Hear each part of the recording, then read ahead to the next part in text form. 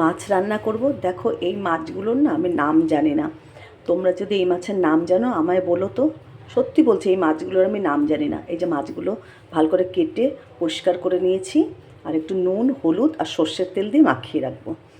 নুন আর হলুদ দিয়েছি, এরপর একটু সর্ষের তেল দিয়ে মাছটাকে মাখিয়ে রাখবো।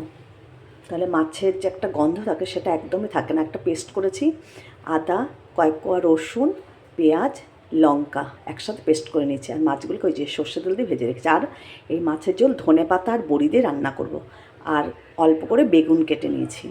তো বড়িটা আগে কড়াইটা একটু হাই হিটে গরম করে বড়িটা একটু নাড়িয়ে নিচ্ছে আগে, কেননা বড়িতে তুমি যতই তেল দাও না কেন দেখবে টেনে নেবে। এই দেখো কতটা তেল দিলাম, দেখবে একটুও থাকবে না।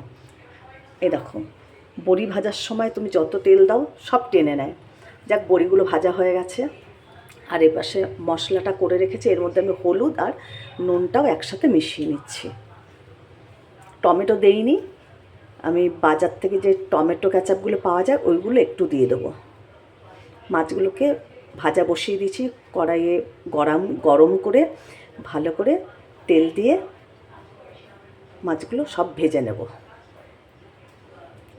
এই যে মাছগুলো প্রায় ভাজা হয়ে এসেছে, কিছু মাছ তুলে নিয়েছি, সবগুলো ভাজা গেছে। আর ওই তেলের মধ্যে সাদা জিরে আর শুকনো লঙ্কা ফোড়ন দিয়ে ভালো করে ফোড়নটা একটু ভাজা ভাজা হলে তারপর এই পেস্ট করে রাখা মশলাটা একেবারে দিয়ে দেবো।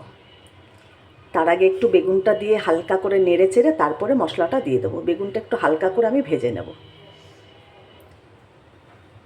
এই যে হালকা করে একটু ভেজে নিয়েছি, এবার ওই মশলাটা দিয়ে দেবো। একটু নুন আর হলুদ দিয়ে দিলাম বেগুনের মধ্যে আগে।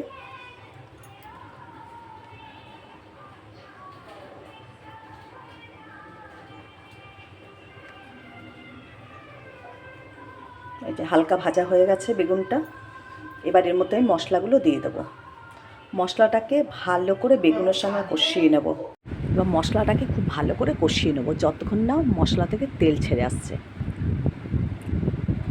দেখো ভালো করে মশলাটা আমি কষিয়ে নিচ্ছি। এই দেখো প্রায় কষা হয়ে গেছে। এর মধ্যে এবার আমি টমেটো ক্যাচাপগুলো দিয়ে দেবো, খুব বেশি দেবো না, যে অল্প করে দিয়ে দিলাম। আবারও ভালো করে নাড়িয়ে নেব। একটু সামান্য চিনি দিয়ে দিলাম। মশলা কিন্তু খুব ভালো করে দেখো কষা হয়ে গেছে। আবারও একটু কষিয়ে নিচ্ছি। এই দেখো কষা পুরো হয়ে গেছে, বেগুনও অর্ধেক কিন্তু সেদ্ধ হয়ে গেছে। ভালো করে মশলা কষানো হয়ে গেলে পরে পরিমাণ মতন এর মধ্যে জল দেবো। জল কিন্তু একদমই বেশি দেবো না, খুব অল্প করে জল দেবো, যেটুকু তোমার বেগুনটা সিদ্ধ হতে লাগবে আর মাছগুলো একটু সিদ্ধ হতে।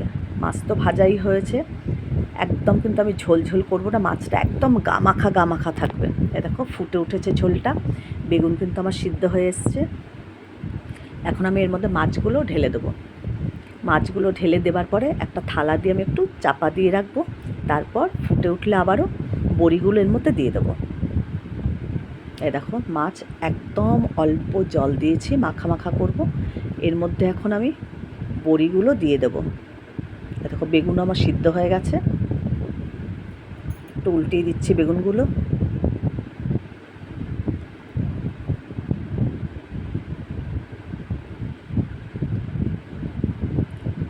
এর মধ্যে বড়িগুলো দিয়ে দিলাম।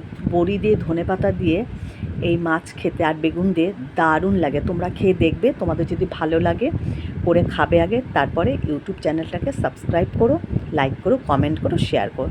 আমার মাছের ঝোল কিন্তু দেখো একদমই রেডি হয়ে গেছে। এবার ধনেপাতা দিয়ে নামিয়ে দেবো। দেখো একদম গামাখা গামাখা করেছি, অসাধারণ লাগে খেতে ধনেপাতা দিয়ে, বড়ি দিয়ে, বেগুন দিয়ে খেতে এই মাছ। কিন্তু মাছটা কী মাছ তোমরা কিন্তু নামটা আমায় বলো, আমি কিন্তু নামটা জানি না, কিন্তু খেতে কিন্তু খুব ভালো লাগে মাছটা। মাছটা কিন্তু আমি গ্যাস অফ করে দিয়েছি, মাছটাকে নামিয়ে নিলাম। মাছ আমার একদম রেডি।